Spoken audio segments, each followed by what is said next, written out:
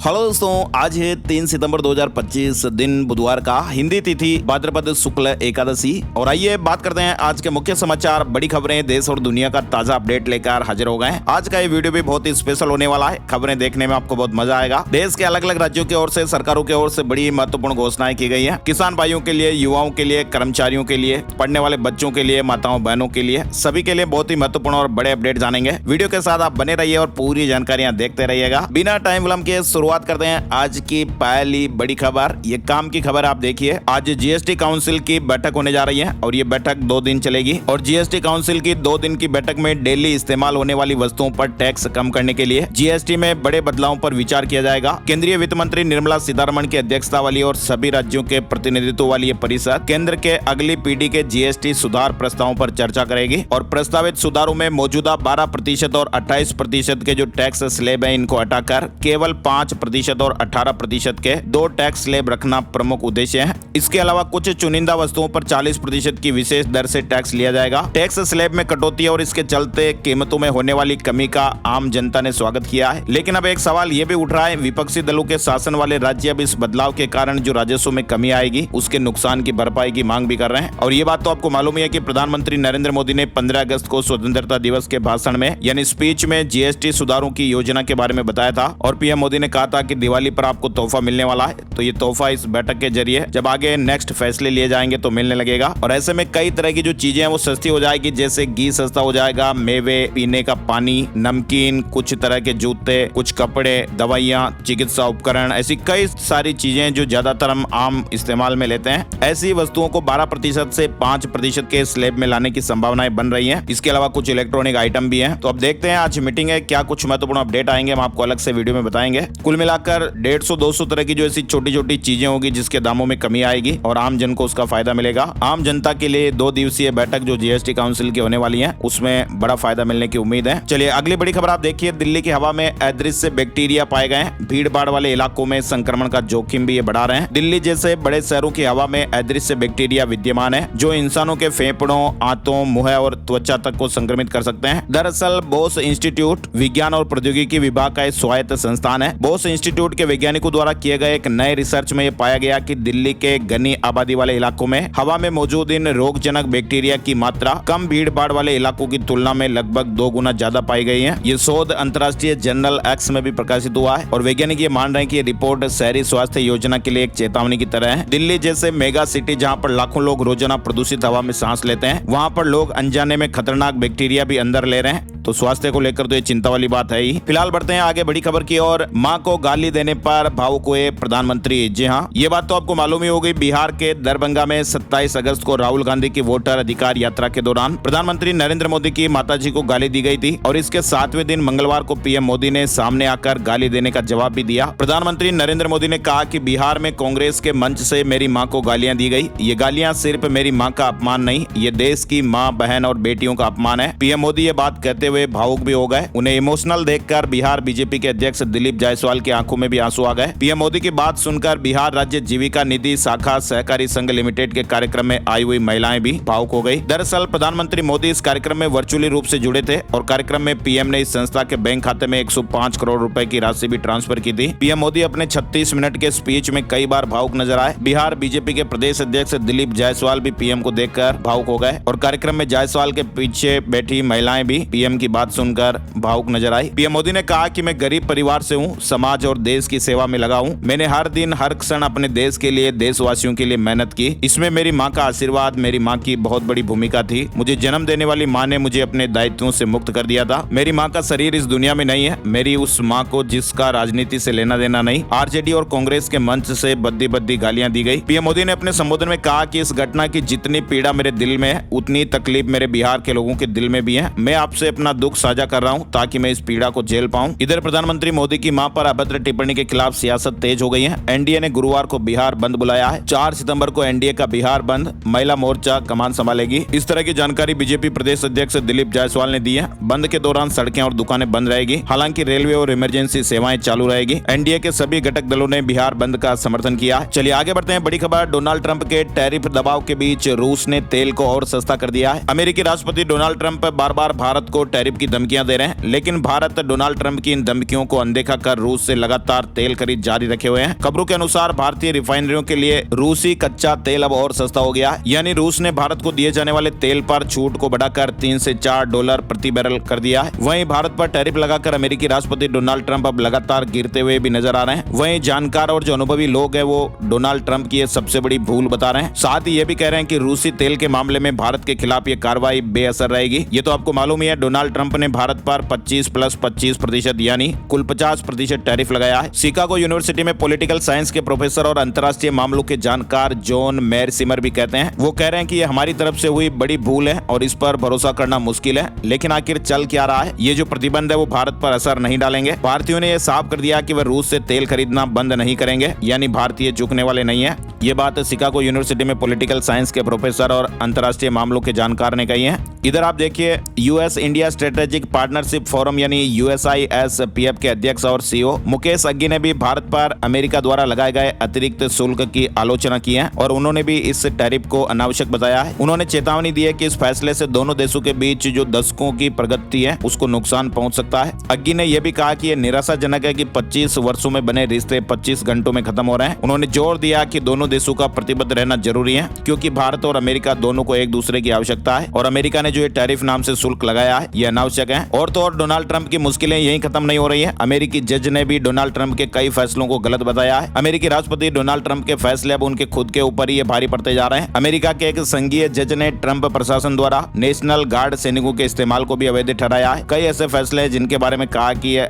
सही नहीं है। चलिए अब आगे बढ़ते हैं। बड़ी खबर आप देखिए, मेड इन इंडिया चिप आ गई है। अब चीन के भरोसे नहीं रहेगी दुनिया। जी हाँ, ये बहुत बड़ी खबर है टेक्नोलॉजी जगत से जुड़ी हुई। सेमिकॉन इंडिया 2025 सम्मेलन में देश के पहले पूर्ण स्वदेशी 32 bit micro processor Vikram launching के साथ ही भारत ने अपनी सेमीकंडक्टर जर्नी में ये बड़ा कदम आगे बढ़ा दिया है। करंट अफेयर्स और प्रतियोगी परीक्षाओं में भी इससे जुड़ा सवाल निश्चित रूप से देखने को मिलेगा। दरअसल भारत ने सेमिकॉन इंडिया 2025 में अपने पहले स्वदेशी 32 बिट माइक्रो प्रोसेसर विक्रम का अनावरण किया है। इसरो द्वारा विकसित ये चिप स्पेस लॉन्च व्हीकल के लिए डिजाइन की गई है, जिससे अब इंपोर्ट पर निर्भरता कम होगी और इसकी वजह से अब पूरी दुनिया में भारत की जय जयकार भी होने वाली है, क्योंकि ये चिप अंतरिक्ष मिशनों में निर्णायक भूमिका निभाएगी। वहीं हमारे स्वदेशी तकनीक से बनी ये ऊर्जा कुशल, टिकाऊ और अत्यधिक विश्वसनीय चिप भारत की आत्मनिर्भरता की दिशा में भी बड़ा कदम है। प्रधानमंत्री नरेंद्र मोदी ने मंगलवार को दिल्ली में सेमिकॉन इंडिया 2025 सम्मेलन का उद्घाटन कर दिया है। 3 दिन तक ये सम्मेलन चलेगा। वैश्विक सेमीकंडक्टर बाजार 2030 तक $1 ट्रिलियन का होगा और भारत एक बड़े खिलाड़ी के रूप में उभर रहा है। केंद्र सरकार ने 76,000 करोड़ के निवेश के साथ सेमिकॉन इंडिया प्रोग्राम शुरू किया है, जिसे इंडिया सेमीकंडक्टर मिशन के माध्यम से लागू किया जा रहा है। चलिए आगे बढ़ते हैं। बड़ी खबर देखिए, पीएम मोदी ने कहा कि आर्थिक स्वार्थ से अर्थव्यवस्था में चुनौतियां आई। भारतीय जीडीपी फिर भी 7.8% बढ़ी है और एक दिन दुनिया कहेगी made in India, trusted bye world. Semicon India के उद्घाटन कार्यक्रम में पीएम मोदी ने ये बातें कही। चलिए फिलहाल आगे बढ़ते हैं। बड़ी खबर, अफगानिस्तान में एक बार फिर से भूकंप आया है और अब तक 1400 लोगों की जानें जा चुकी हैं। तालिबान ने दुनिया से मदद मांगी है। भारत ने 15 टन फूड आइटम और 1000 टेंट भी भेजे हैं। अफगानिस्तान में एक बार फिर से भूकंप के झटके महसूस किए गए। मंगलवार को दक्षिण पूर्वी हिस्सों में 5.5 की तीव्रता का भूकंप आया। इससे पहले 6 की तीव्रता का भूकंप आया था। भूकंप से मरने वालों की संख्या का आंकड़ा अब तक 1411 तक पहुंच गया है और घायलों का आंकड़ा 3250 के लगभग चल रहा है। अफगानिस्तान की तालिबान सरकार ने दुनिया भर से मदद मांगी है। वहीं महाराष्ट्र में मराठा आरक्षण आंदोलन से जुड़ा अपडेट भी आया है। जरांगे ने भूख हड़ताल खत्म कर दी और कहा कि हम जीत गए हैं, सरकार ने हमारी मांगे मान ली है। मराठा आरक्षण पर सरकार ने जरांगे की 8 में से 6 मांगे मान ली है। कुणबी प्रमाण पत्र के लिए समिति बनाई जाएगी। चलिए बड़ी खबर देखिए, पूर्व अमेरिकी NSA ने कहा कि ट्रंप अपना फायदा देख रहे हैं। पाकिस्तान पर मेहरबानी की वजह फैमिली बिजनेस, इसलिए भारत से रिश्ते बिगाड़ रहे हैं। अमेरिका के पूर्व राष्ट्रीय सुरक्षा सलाहकार NSA जैक सुलिवन ने यह बड़ी बात कही है। उन्होंने कहा कि राष्ट्रपति ट्रंप पर देश की बजाय अपना फायदा देखने का आरोप लगाया है। उन्होंने सोमवार को एक यूट्यूब चैनल को दिए इंटरव्यू में कहा कि ट्रंप ने पाकिस्तान से फैमिली बिजनेस के लिए भारत के साथ अमेरिका के रिश्तों को खराब किया है। सुलिवन ने यह भी कहा कि ट्रंप के फैसलों का नुकसान पूरे देश को भुगतना होगा। उन्होंने कहा कि ट्रंप ने अपने निजी फायदे के लिए भारत पाकिस्तान संघर्ष से रुकवाने का दावा किया। ये ट्रंप की विदेश नीति का वो पहलू है जिसे अभी तक नहीं उठाया गया। साथ ही उन्होंने ये भी कहा कि भारत से अच्छे रिश्ते बनाने में अमेरिका को फायदा है। चलिए आगे बढ़ते हैं। बड़ी खबर, भारतीय राष्ट्रीय समिति BRS ने MLC के कविता को मंगलवार को पार्टी से निलंबित कर दिया। फैसला कविता के पिता और तेलंगाना के पूर्व मुख्यमंत्री के चंद्रशेखर राव ने किया है। BRS ने बयान जारी कर कहा कि कविता की गतिविधियां पार्टी के खिलाफ थी, इसी वजह से फैसला लिया गया है। चलिए अब बिहार से बड़ी खबर आप देख सकते हैं। 16 लाख स्टूडेंट्स में OBC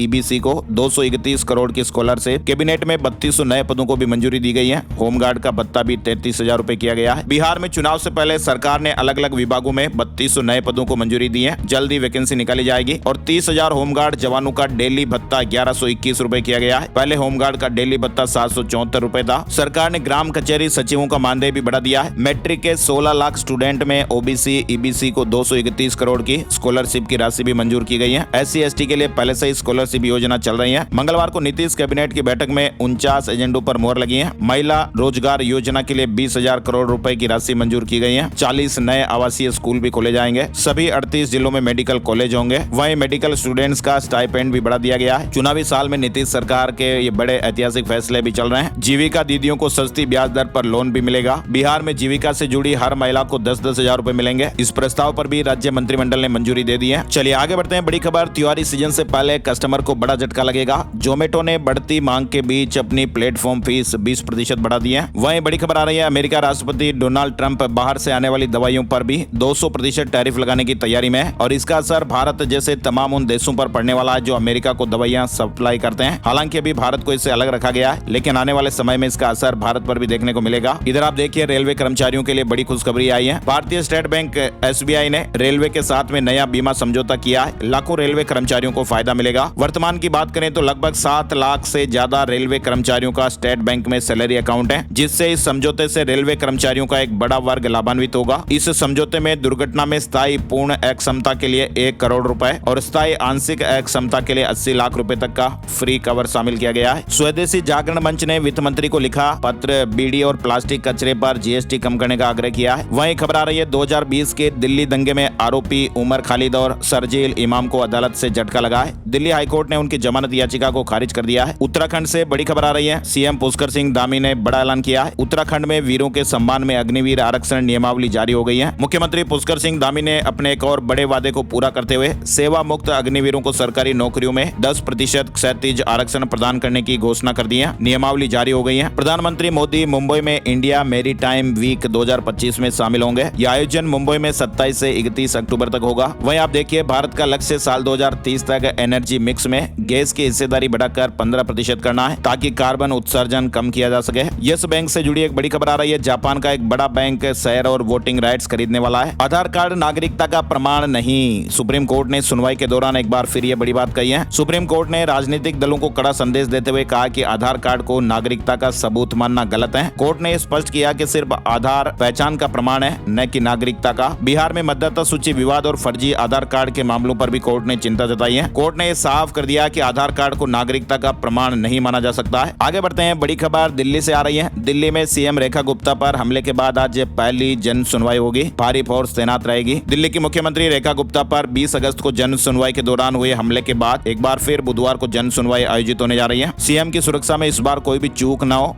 इसलिए दिल्ली पुलिस ने फुल प्रूफ प्लान भी तैयार किया है। वहीं दिल्ली वालों के लिए एक और बड़ी खबर आ रही है। 16 दिन खास होने वाले हैं। 75 योजनाओं की ताबड़तोड़ शुरुआत होने वाली है। दिल्ली सरकार प्रधानमंत्री नरेंद्र मोदी के सम्मान के तौर पर ताबड़तोड़ 75 सेवा और कल्याणकारी योजनाओं का श्री गणेश करने जा रही है। मुख्यमंत्री रेखा गुप्ता ने मंगलवार को इस बारे में ऐलान करते हुए कहा कि दिल्ली सरकार PM मोदी के जन्मदिन के उपलक्ष्य में 17 सितंबर से 2 अक्टूबर के दौरान 75 सेवा और कल्याणकारी योजनाओं की शुरुआत करेगी। दिल्ली बनेगा सबसे इवेंट फ्रेंडली शहर, केंद्रीय मंत्री से मिले कपिल मिश्रा। चलिए, उत्तराखंड सरकार ने कर्मचारियों को बड़ी सौगात दी है। उत्तराखंड में मुख्यमंत्री पुष्कर सिंह धामी ने राज्य के सार्वजनिक निकायों में काम करने वाले कर्मचारियों को मंगलवार को बड़ी सौगात दी। महंगाई भत्ते में 11% तक की बढ़ोतरी को मंजूरी दी गई है। ये वृद्धि 1 जनवरी 2025 से प्रभावी होगी, यानी कर्मचारियों को 8 महीने का बकाया एरियर भी मिलेगा। इस दौरान 5वें वेतनमान के लिए DA 455% से बढ़कर 466% और 6ठे वेतनमान के लिए 246% से बढ़कर 252% हो गया है। वहीं आप देखिए, TCS ने भी कर्मचारियों की सैलरी में बढ़ोतरी की है, 4 साल में सबसे कम बढ़ोतरी। जुलाई 2025 में TCS ने अपने इतिहास की सबसे बड़ी छटनी की घोषणा करते हुए 12,000 मिड और सीनियर लेवल कर्मचारियों को बाहर का रास्ता दिखा दिया था। ये कंपनी की कुल 6 लाख ग्लोबल वर्क फोर्स का करीब 2% हिस्सा था। फिलहाल TCS ने वित्त वर्ष 2025-26 के लिए कर्मचारियों के लिए सैलरी में बढ़ोतरी का ऐलान किया है। मंगलवार को अधिकांश कर्मचारियों के लिए 4.5% से 7% के बीच वेतन बढ़ोतरी की घोषणा की गई है। वहीं बड़ी खबर आप देखिए, राष्ट्रीय राजमार्ग लॉजिस्टिक प्रबंधन लिमिटेड ने मंगलवार को उत्तराखंड पर्यटन विभाग के साथ 6,800 करोड़ रुपए की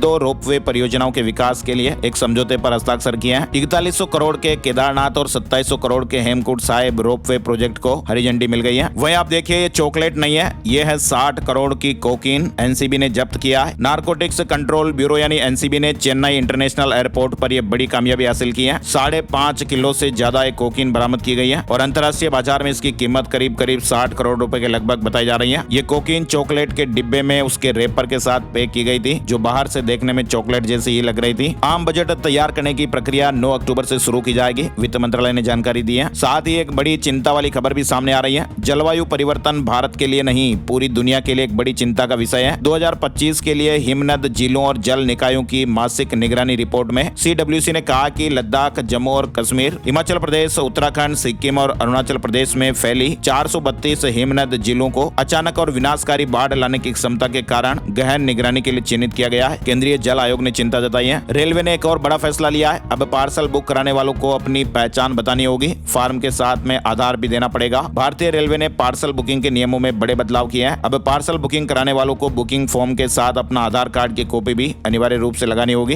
पार्सल बुक कराने के लिए पहचान बताने की बाध्यता होगी। बुकिंग डिटेल और CCTV फुटेज का डेटा भी 30 दिनों तक सुरक्षित रखा जाएगा। साथ ही बड़ी खबर देखिए, भारत सरकार ने नेपाल और भूटान के नागरिकों को बड़ी राहत दी है। नए दिशा निर्देशों के अनुसार इन देशों के नागरिकों को भारत में बिना वीजा या पासपोर्ट के प्रवेश करने की अनुमति दी गई है, यदि वे जमीनी या हवाई मार्ग से प्रवेश करते हैं। कुछ दस्तावेजों जैसे नागरिकता प्रमाण पत्र या मतदाता पहचान पत्र की ही आवश्यकता होगी। गृह मंत्रालय ने आदेश जारी कर दिया है। राजस्थान हाईकोर्ट ने संपत्ति विवाद के मामले में एक महत्वपूर्ण फैसला सुनाया है। हाईकोर्ट ने कहा कि समझौते के आधार पर हुई डिक्री को केवल संपत्ति पर कब्जा देकर पूरा नहीं माना जा सकता। कोर्ट ने स्पष्ट किया कि डिक्री का सही लाभ तभी मिलेगा जब डिक्री धारक को संपत्ति का वैध स्वामित्व दस्तावेज यानी रजिस्ट्री प्राप्त हो। दरअसल ये एक फैमिली का मैटर था जिसमें हाईकोर्ट ने फैसला सुनाया है। हाईकोर्ट ने कहा कि डिक्री दीवार पर टांगने वाला शोपीस नहीं है। मालिकाना हक आपको जताना है तो सिर्फ कब्जा ही काफी नहीं है, रजिस्ट्री डॉक्यूमेंट भी जरूरी है। राजस्थान से बड़ी खबर में आप देखिए, नागौर के खरनाल स्थित वीर तेजाजी जन्मस्थली पर तेजा दशमी के मौके पर बड़ी संख्या में श्रद्धालु आए। सांसद हनुमान बेनीवाल ने भी जनसभा को संबोधित किया। उन्होंने कहा कि मैं अगला जो भी मेला भरेगा उससे पहले 1 साल में 11 करोड़ रुपए इकट्ठा करके दूंगा। राजस्थान में मंदिर और सरकार दोनों एक साथ बनेंगे। बेनीवाल ने कहा कि 28 का रण आखिरी होगा, फिर हम लड़ नहीं पाएंगे। राजस्थान में मंदिर और सरकार दोनों साथ बनेंगे। वहीं आप देखिए, राजस्थान के रेगिस्तान में क्यों धस रही जमीन। चूरू के मैदान में 8 घंटे में 50 फीट का गड्ढा हुआ। 1 सितंबर 2025 को चूरू जिले का ये सोनपालसर गांव, अचानक यहाँ जमीन धंसने लगी। सपाट बीहड़ में महज 8 घंटे में 50 फीट का गहरा गड्ढा हो गया। ये इलाका राजस्थान के प्रसिद्ध थार मरुस्थल का हिस्सा है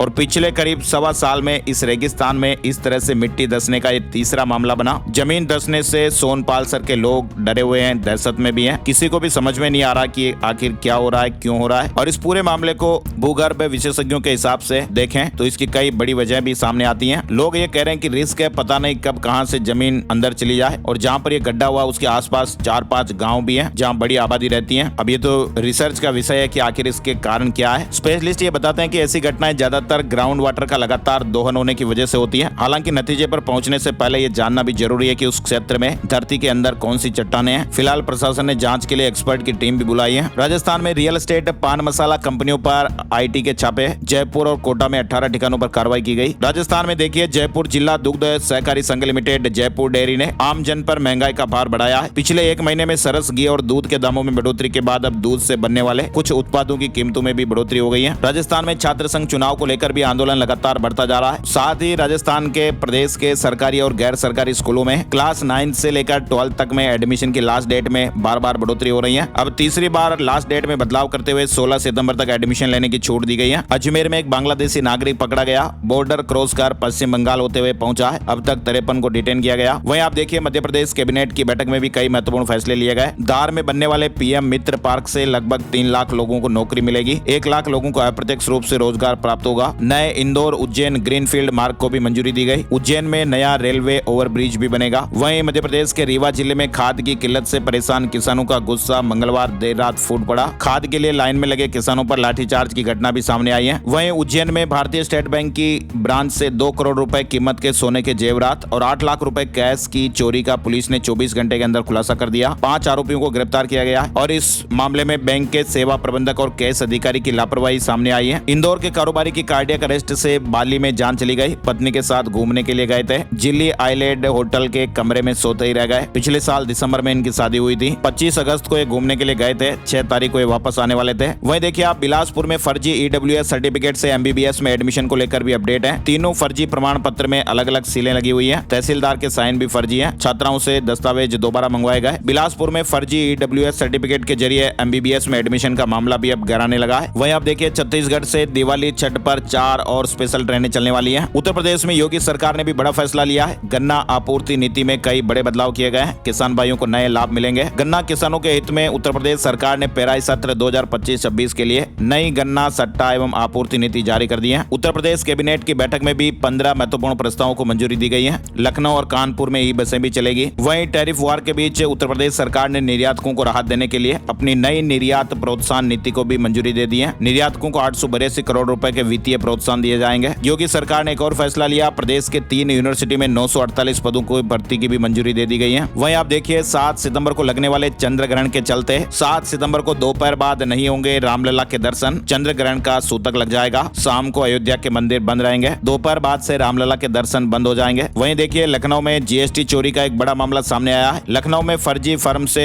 8.5 करोड़ से ज्यादा की जीएसटी चोरी का मामला है। इधर यूपी से एक और बड़ी खबर है। मेरठ में स्पेशल सीजेएम की कोर्ट में चल रहे लगभग 10 करोड़ रुपए की जीएसटी चोरी के मामले में चीनी महिला एलिस ली फंसती नजर आ रही है। विदेशी नागरिक एलिस ली ने भारत सरकार के साथ रुपए का जो फ्रॉड किया है वो अब धीरे धीरे सामने आ रहा है। इलाहाबाद हाई कोर्ट में 12 वफात की छुट्टी 5 सितंबर को। लखनऊ बेंच में भी अवकाश रहेगा। बदले में शनिवार 15 नवंबर को कोर्ट खुलेगी। वहीं बिहार विधानसभा चुनाव नजदीक आते ही मुजफ्फरपुर जिला प्रशासन और पुलिस हर मोर्चे पर सतर्क हो गई है। चुनावी माहौल में किसी भी तरह की अशांति और गैर कानूनी गतिविधियों पर लगाम लगाने के लिए मुजफ्फरपुर जिले में शस्त्र लाइसेंस जांच अभियान की शुरुआत हो गई है। यह अभियान 6 सितंबर तक चलेगा। हरियाणा से बड़ी खबर देखिए। सीएम सैनी 3 दिन गुरुग्राम और दिल्ली के दौरे पर आएंगे। जीएसटी काउंसिल बैठक में भी हिस्सा लेंगे। बारिश को लेकर अफसरों को अलर्ट पर रखा है। साथ ही सीएम सैनी से मिले मनीषा के परिजन। मुख्यमंत्री जी ने कहा कि मामले की जांच चल रही है। हरियाणा सीईटी नॉर्मलाइजेशन के खिलाफ याचिका खारिज हो गई है। हाई कोर्ट का पहली डेट में फैसला आया। एचएसएससी चेयरमैन ने कहा कि प्रक्रिया वैध एवं न्याय संगत है। हरियाणा में ग्रुप सी भर्ती के लिए आयोजित सीईटी के रिजल्ट में नॉर्मलाइजेशन फॉर्मूला लागू करने को लेकर खड़े हुए विवाद को Punjab and Haryana high court के एक ही फैसले ने समाप्त कर दिया है। चंडीगढ़ के स्कूलों में आज छुट्टी की घोषणा की गई है। खराब मौसम को देखते हुए चंडीगढ़ प्रशासन ने यह फैसला लिया। चंडीगढ़ के सभी स्कूल आज 3 सितंबर 2025 को बंद रहेंगे। वहीं पंजाब में बाढ़ से नुकसान के एवज में लोगों को केंद्र सरकार से मुआवजे की मिली हुई राशि को मुख्यमंत्री भगवंत मान ने नाकाफी बताया है। केंद्र से मुआवजा और बढ़ाने का अनुरोध किया गया है। वहीं हिमाचल प्रदेश से धर्मशाला में एक रिटायर्ड बैंक अधिकारी स्टॉक ट्रेडिंग के नाम पर साइबर ठगी के शिकार हो गए। जालसाजों ने व्हाट्सएप वॉइस कॉल के जरिए उनसे संपर्क किया, एक लिंक भेजा और उस पर क्लिक करने के बाद उन्हें व्हाट्सएप ग्रुप में जोड़ा। 1 करोड़ रुपए की ठगी का यह मामला है। इधर आपको बताएं दिल्ली एनसीआर समेत कई राज्यों में पिछले कुछ दिनों से जमकर बरसात हो रही है। बारिश के चलते उत्तर प्रदेश के भी कई जिलों में बुधवार के लिए स्कूल बंद करने की घोषणाएं की गई है। ग्रेटर नोएडा में बारिश और बाढ़ के चलते डीएम गौतम बुद्ध नगर ने 3 सितंबर की तारीख को स्कूल बंद करने के लिए आदेश जारी किया है। बुलंदशहर में भी नर्सरी से कक्षा 12वीं तक के स्कूल बंद रहेंगे। चंडीगढ़ में भी बंद रहेंगे, भी आपने देखा ही है। इसके अलावा हिमाचल प्रदेश में भी कई इलाकों के लिए रेड अलर्ट है। कुछ जिलों में स्कूलों को बंद करने के आदेश दिए गए। जम्मू में भी आज सभी स्कूल बंद रहेंगे। बाढ़ की चेतावनी के बीच प्रशासन ने यह फैसला लिया है। पंजाब के 12 जिलों में बाढ़ के हालात, 29 लोगों की जाने गई है। पंजाब के 12 जिलों में बाढ़ का सबसे ज्यादा असर देखने को मिल रहा है। वहीं हरियाणा में भी 36 घंटे भारी बारिश का अलर्ट है। हिमाचल प्रदेश के मंडी में लैंडस्लाइड की घटना हो गई। मां बेटी समेत 3 लोगों की जाने चली गई। बारिश को लेकर बिहार के भी कई जिलों में अलर्ट घोषित किया गया है। शेयर मार्केट न्यूज अपडेट में अब आपको बताएं, सेंसेक्स 206 अंक गिरकर 80,157 के स्तर पर बंद हुआ। निफ्टी में 45 अंकों की गिरावट रही और 24,579 के स्तर पर बंद हुआ है। सोने चांदी के भाव, सोने के दामों में गिरावट रही। चांदी की कीमतों में मामूली बढ़त रही। सोना 69 रुपए गिरकर 1,04,424 रुपए प्रति 10 ग्राम पर रहा। चांदी के भाव 33 रुपए बढ़कर 1,22,833 रुपए प्रति किलो पर रहे। और अब चलते चलते एक नजर आज का राशिफल। आज 3 सितंबर बुधवार को मेष राशि के लोगों को अपने काम करने के तरीकों में बदलाव करने की जरूरत है। वृष राशि वालों को उपलब्धियां मिलेंगी। नया काम शुरू करने के लिहाज से मिथुन राशि वालों के लिए भी आज अच्छा दिन रहेगा। कर्क और धनु राशि के लोगों को सितारों का साथ मिलेगा। तुला राशि वालों के बिजनेस में बड़ी डील होने की संभावनाएं हैं। मकर राशि वालों की लापरवाही से काम बिगड़ने की आशंकाएं हैं। इसके अलावा बाकी राशियों पर सितारों का मिला जुला असर रहेगा। तो ये थे दोस्तों आज के मुख्य समाचार और बड़ी खबरें। ये वीडियो आपको कैसा लगा कमेंट करके जरूर बताइएगा। इस वीडियो में और क्या सुधार होने चाहिए अपनी राय भी बताइएगा। और आज के वीडियो में आपको कौन सी खबर सबसे अच्छी लगी कमेंट जरूर कीजिएगा। और इस वीडियो को अपने यार दोस्तों और मित्रों के साथ, जान पहचान वालों के साथ भी जरूर आप शेयर कर दीजिएगा। एक और नए वीडियो में जल्द ही फिर मिलेंगे एक नई जानकारी के साथ। तब तक के लिए जय हिंद, जय भारत, वंदे मातरम।